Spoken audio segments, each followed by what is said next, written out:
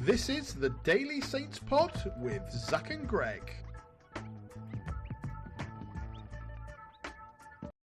Hello and welcome back to the Daily Saints Pod. My name is Greg and as always joined today by my good friend and wonderful co-host, Zach. How you doing, mate? You alright? I'm sorry, I can't get past the delusional conversation we had just before where we started on air, where the news of Raheem Sterling leaving Chelsea's just come out. And you were thinking, wow, if he's not, if it's not about money, maybe he'll come to us. And man, I'm starting to realise where all these 5-0 predictions are coming from. All right, to be clear, that was said firmly with my tongue in my cheek. But yeah, I'm sure it was, mate. But look, mate, as we're going to discuss today, maybe we're going to be in the hunt for a replacement striker soon, right? Rumours coming out today that Adam Armstrong's looking for a move to Middlesbrough for £10 million. I mean, I don't know where to start with this one, Zach.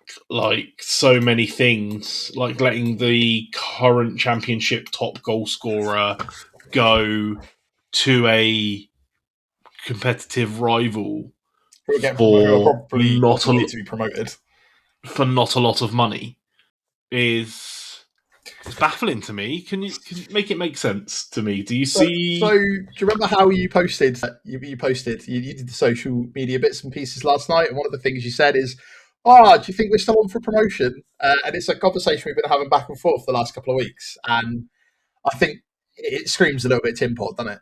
I'm not going to lie. If it's genuine, I understand that if the player wants to move, but it's not. You don't really want to hold them to it. But at the same time, we've barely scored as many goals as it is, right, for this season. And you want to let the guy who's scored the most go on.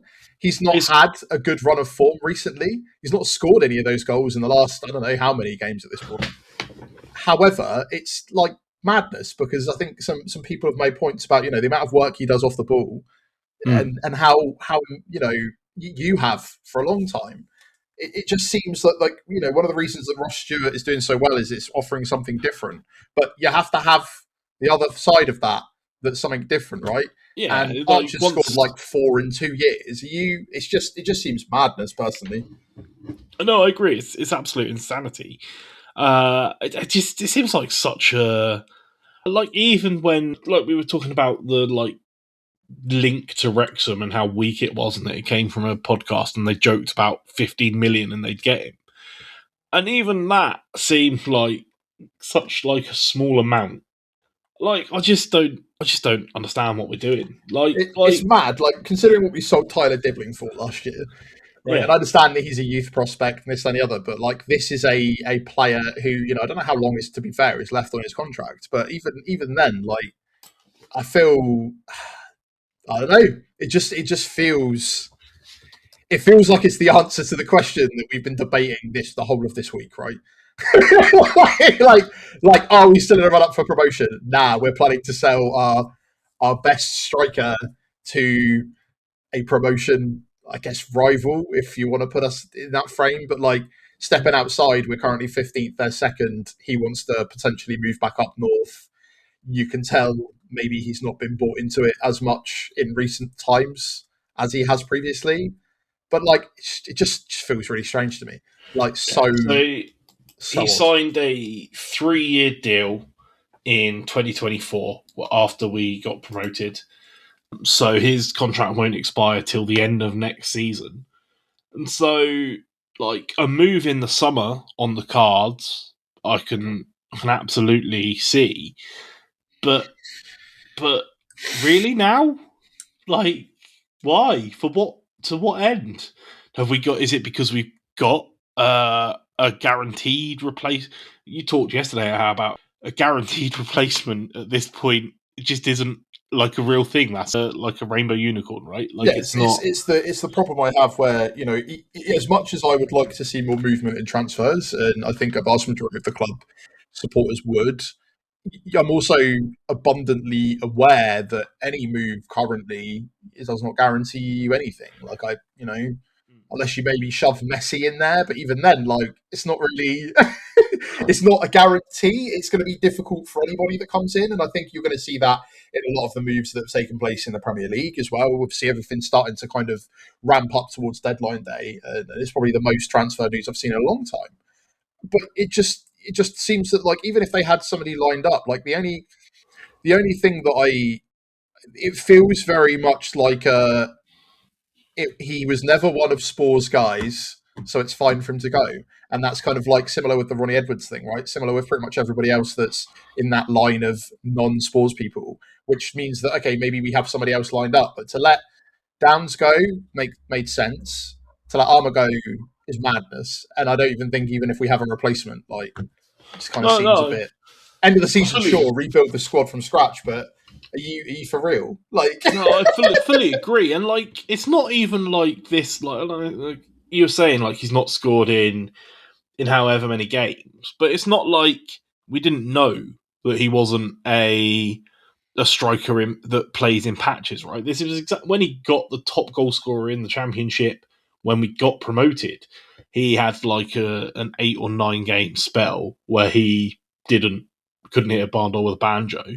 Like, this is news to anyone who has followed the club for any amount of time. Like, you know what you're getting, and what you're getting is a striker that can put away 1 chance in 5, but will get himself in a position frequently enough to get those 5 chances, often enough to put those numbers up on the board. But yeah, I think you're right. Like if we were talking crazy money and we were talking in the like even into the like 25s, 30s of millions, I can sort of see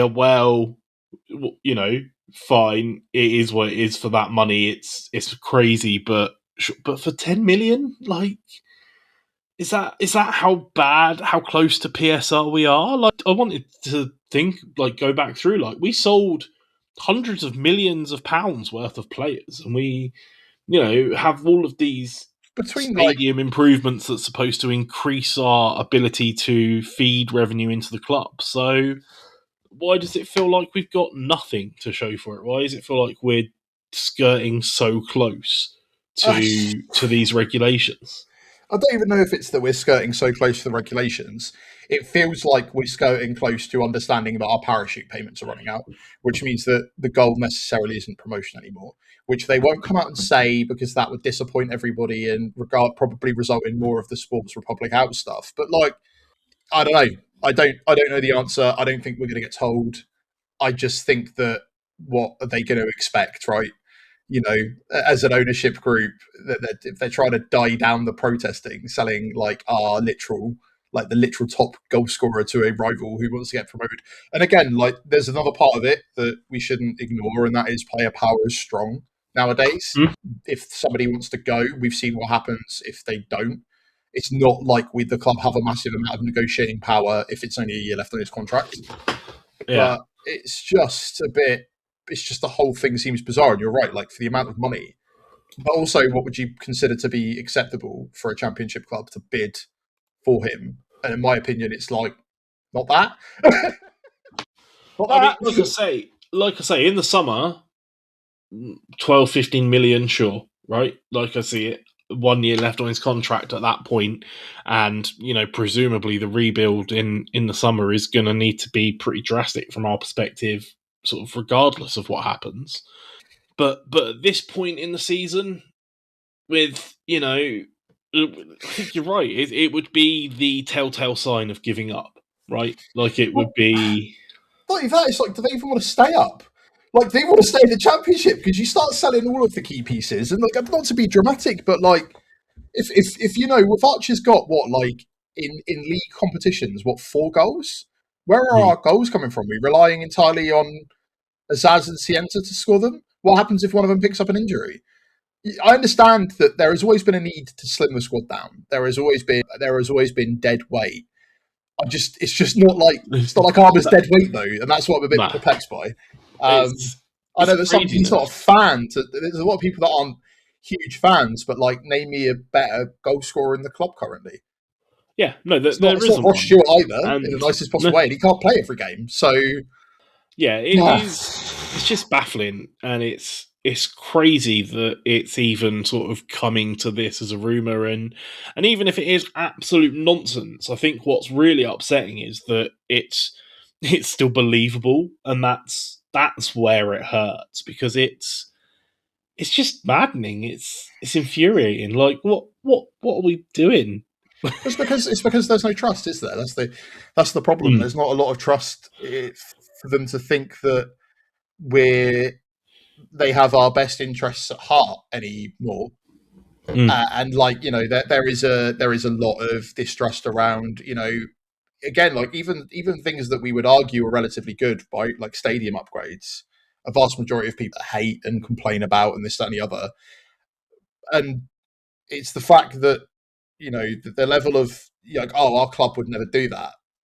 You could be like, yeah, it kind of seems something we could do. And it kind of started with, it started long before this, but like the Ronnie Edwards transfer in this mm. particular patch itself kind of was like, really? He was like seemed like a natural successor. He really was what we would consider to be this kind of like part of growing youth players into sellable prospects. And what we've done is like make £1 million off of him, which is like, we don't need to be too desperate unless Yeah, they are planning to overhaul literally everything, replace everyone. Doesn't matter. Nobody's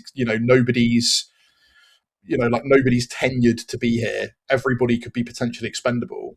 And yeah, I think that's kind of like a kind of horrible state that we're in. And I just think that, especially where Armour went out on loan last season, came because he wanted to play more. He's getting the play time. It's just almost like the other thing that makes it believable, Greg, is it's almost one too many rumours this window specifically.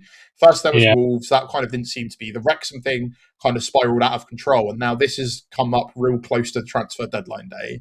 And apparently the player might be keen in the move. And we don't know. Closer to family in the north is what I've read. Which, I mean, sure, Again, that's so that kind of a stuff I'm not thing. really, but also it's believable currently from him. It's the Mm, fact that we don't seem to have such a close knit together group. You're like, oh, why would you want to leave this for this? It's that, oh no, someone else has come in, they might go. There's like an yeah, underlying not weirdness to it, but there's an underlying level of sometimes you're surprised when players leave. At the moment, it doesn't feel like what is keeping them here. The idea of potentially going up to the Premier League again in a team, fighting for something. Arguably, we should have said at the beginning of the season that we should have been fighting for promotion. We're now languishing in 15th. What what is the target? What is the reason for players wanting to stay here? You mm, can say a challenge, but if it's been a challenge for the whole time, something different. There's so many factors to it, but like from a club perspective, it just seems kind of nuts to let that happen. And the fact that it was pretty much confirmed today in the press conference from Tonda that like, oh yeah, it's going to be busy, outgoings mainly, and it's like good. We've always wanted to trim the squad. Kind of weird which areas you're trimming. mm. Yeah, it was a weird thing, but he did also mention, lots of conversations with recruitment. So hopefully that means that there's, something in the works for some kind of inbound. But I mean, look, there are plenty of players in the squad that you would hear rumored to leave and it wouldn't raise an eyebrow. I just didn't think Adam Armstrong was realistically ever on that list that the club would even consider, because it's baffling. I mean, like you say, what it leaves us with Cameron Archer, who just hasn't had the numbers that, admittedly, that I think that his play arguably deserves sometimes, but it just hasn't backed it up at all. And It's the Ross reality of the Stewart, situation, though, isn't it? whose fitness is what is questionable at best. Even if he's back to fully fit, you wouldn't want him playing 3 games in a week, right? Like, it's just not something that even seems viable. So yeah, it's just such a strange one. I don't, I don't know.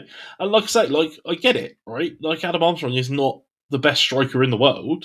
He's wildly inconsistent and plays in spells, and you know seems to be unable to score a penalty. But like, he's still the best we've got at the moment, and like, taking a gamble, that's even taking the jump to assume that if he goes, we'll replace him, right? But taking that gamble on a new signing or a combination of Cam Archer and Ross Stewart just seems I can't even really put it into words, mate. I'm absolutely dumbfounded by it. It's crazy. Well, we're just very. I think that's the other thing is that, as you said, the fact that it's so believable is that maybe we're just getting used to crazy things. That's the sad reality of it, mate. It's Mm. We'll guess Uh, we'll see what happens. It might be a whole load of nothing, and we've blustered for 15 minutes about a whole load of hoo ha. But also, again, I think your point of it's believable is yeah, that's itself a damning indictment. the deeply upsetting part of it. Right. We also got an update on Leo's fitness in the presser today. Right, we're not going to think too much about Stoke heading into the weekend, but I don't know if you saw the actual update, but it's that he's hopeful to be able to be picked for the game, but he'll be training on his own this week. And now, based off of everything I've learned from following press conferences as team news closely, what that reads to me is Leo will not be available this game week and might not be available for a couple of weeks after. Is that?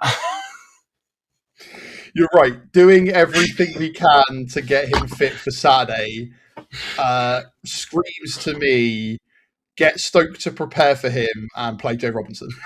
Yeah. And if they want that opinion to change, they need to do something like knock BS like that and actually Yeah. play the weekend. Obviously, I guess we'll have to see, but maybe when our criticism of managing his minutes was a bit too harsh because clearly he obviously needed it, or otherwise we wouldn't be in the situation we're in now. And again, like the physicality of the championship, I guess it does surprise me that he's eventually picked something up, considering week in, week out, the bloke is clattered. Absolutely. So But to be fair, I don't think we ever criticised the need to manage his minutes as much as we criticised the maybe the when, right? timings and ways they managed to do it. Right? Yeah, Like it's if you like can, the whens and the whys as opposed to the actual reason. But I guess we'll have to find out. Either but I way, mean, hopefully, if we take it at face value, we'll see him at the weekend. You're right to not take it at face value. but if we don't, that's kind of a big piece of the puzzle missing, and we've seen that, right? Even literally any of the sort of attacking form missing at any sort of point so far has been a cause for concern, right? So, Well, I'll point out that even with all of them, though, over the last couple of games, it's not really been that much better. no, That we picked. I still can't help but go back to that Middlesbrough game, mate, where we had what I'd consider to be our best 11 out of the field. We're like, right, let's get back to where we were, purple patch before, get absolutely battered. And ever since then, it's like, well, that is maybe our best, and we'll just have to see. Maybe we'll see Sammy Adozi. Who knows? I mean, I feel like we are more likely to see a flying pig at this point. Right? I don't know. I mean, we talked about it briefly yesterday, but you made a point that made me think because you said about Belakot chap, right? And like maybe if he, what we're hearing is true and he has been available all of this season and hasn't been picked, maybe he's just not quite as good as we remember, or just doesn't like gel well with the way that we're trying to play, or I, I I just don't necessarily. The reason that I don't necessarily believe that is that with Belakot, he went on loan and got injured pretty quickly, and then basically didn't play. Samidodi did get injured while on loan, but played quite regularly for Anderlecht, right? I think he even had some appearances like the Europa League or Champions League. So I do find the idea of him coming back. We saw him. I can't remember if we saw him a little bit in pre-season, and there were kind of plans to reintegrate him into the squad. And then obviously it's all the yeah, very BS around briefly. whether or not he's been injured or whatever, or he's still nursing an injury, and not seeing him in the under 21s either is like a big indicator for me.